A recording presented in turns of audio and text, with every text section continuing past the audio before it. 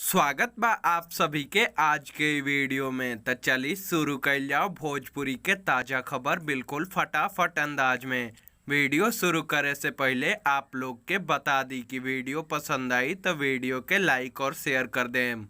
पहिल का खबर निकल के आ रहा बा भोजपुरी के दबंग सुपरस्टार खेसारी लाल यादव और अंतरा सिंह प्रियंका के ओर से, जिनकर नया गाना तुर दुल्हा जलंधर के बंदर लागेला फुल ऑडियो सॉन्ग आदि शक्ति फिल्म्स के ऑफिशियल यूट्यूब चैनल पर रिलीज कर देहल गईल बा, जौना के आप लोग चाही तो जाके सुन सकतनी। दूसरा खबर निकल के आ रहा बा भोजपुरी के पावर स्टार पवन सिंह के ओर से, जिनकर आप लोग के बीच में बहुत ही शानदार और जबरदस्त गाना आवे वाला बा, जौना गाना के नाम बा मीठा मीठा बथे कमरिया 2। ये गाना के फर्स्ट पार्ट के वर्ल्ड वाइड रिकॉर्ड्स भोजपुरी के ऑफिशियल यूट्यूब चैनल पर रिलीज कल गई रहे, जौना के भोजपुरिया दर्शक लोग खूब पसंद कर रहा बा। और ई गाना के फर्स्ट पार्ट के अब तक 65 मिलियन यानी 6 करोड़ 50 लाख से ज़्यादा बार देखल जा चुकल बा। और आप लोग के बता दी कि ये गाना के सेकेंड पार्ट भी आप लोग के बीच में बहुत ही जल्द रिलीज कल जाई, जौना के गौले बाड़े पवन सिंह जी और लिखले बाड़े अरुण बिहारी जी।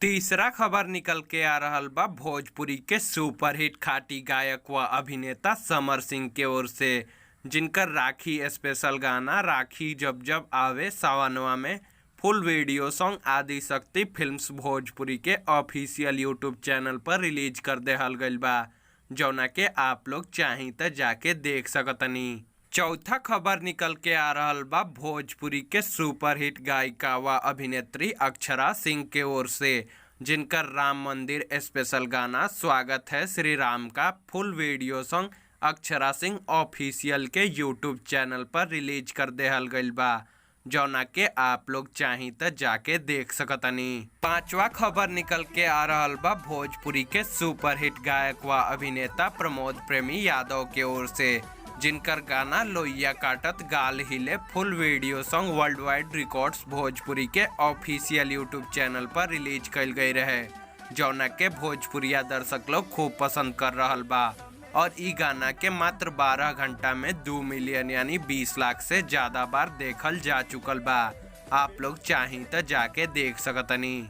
छठा खबर निकल के आ रहा बा गुंजन सिंह के ओर से, जिनकर श्री राम मंदिर स्पेशल गाना भगवा ही भगवा नजर आएगा फुल वीडियो सॉन्ग आदि शक्ति फिल्म्स भोजपुरी के ऑफिशियल यूट्यूब चैनल पर रिलीज कर देहल गईल बा, जौना के आप लोग चाही तो जाके देख सकतनी।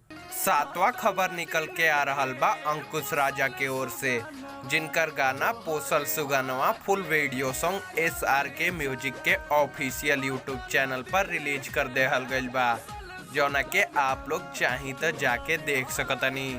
आठवां खबर निकल के आ रहा बा भोजपुरी के सुपरहिट गायिका अंतरा सिंह प्रियंका के ओर से, जिनकर गाना नकिया के नथुनिया full video song world wide records Bhojpuri के ऑफिशियल यूट्यूब चैनल पर रिलीज कर देहल गईल बा, जौना के आप लोग चाही तो जाके देख सकतनी। नौवा और आज के आखिरी खबर निकल के आ रहा बा भोजपुरी के दबंग सुपरस्टार खेसारी लाल यादव और अमृता दीक्षित के ओर से, जिनकर बोलबम गाना कैलाश धुआं धुआं है फुल video song Gananayak music world के ऑफिशियल यूट्यूब चैनल पर रिलीज कल गई रहे, जौना के भोजपुरिया दर्शक लोग खूब पसंद कर रहा बा। और ई गाना के अब तक 3.2 मिलियन यानी 32 लाख से ज़्यादा बार देखल जा चुकल बा। आप लोग चाही तो जाके देख सकतनी। तो आज के वीडियो में बस इतना ही। उम्मीद बाकी वीडियो आप लोग के पसंद आयल हुई।